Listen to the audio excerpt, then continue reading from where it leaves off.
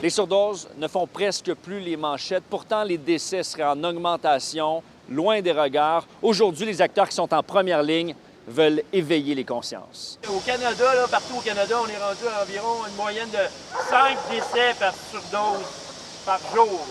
On est tanné de mourir, tabarnak! J'ai connu des amis à moi qui sont morts de surdose, de speed, justement de cocaïne, de fentanyl.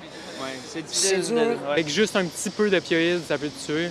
Puis c'est prescrit comme des bonbons à des personnes qui ont des troubles de santé mentale. Puis les gens développent des accoutumances à des substances qui sont en fait des drogues plus toxiques que ce qui se vend dans la rue.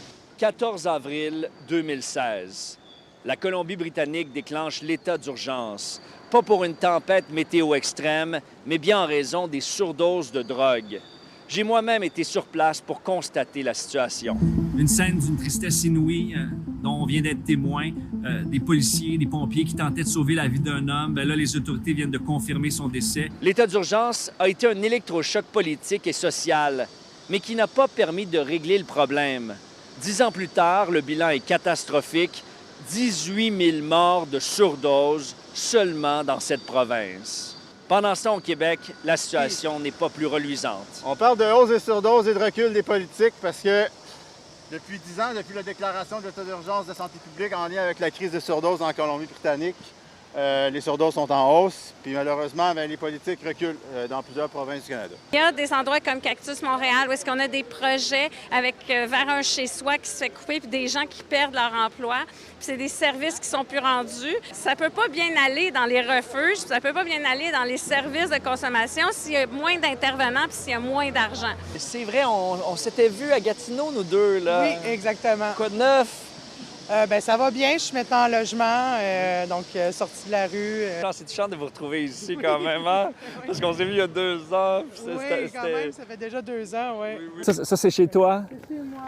C'est Ouais. chez moi, oui. Puis, fait que là, depuis combien de temps tu vis ici? Ici, là, c'est depuis le mois de décembre à cet endroit-là. C'est pas à cause que tu consommes que tu veux nécessairement mourir. Oui, il y a de l'espoir, il y a de l'espoir. Il y en a... C'est pas tout le monde qui réussit à sortir, mais je pense qu'à chaque fois qu'il y a quelqu'un qui sort de la rue, ça donne de l'espoir aux gens qui sont là. Je sais ce que c'est, je comprends l'inconfort puis ce que ça amène quand on croise des personnes qui sont en détresse ou qui se sentent pas bien ou qui vont pas bien, qui vivent dans une extrême pauvreté. Il faut se rappeler que ces gens-là souffrent beaucoup plus que nous puis ont bien plus peur que nous. La personne qui a dormi dans la rue hier soir, elle est bien plus effrayée que moi quand je passe à côté d'elle.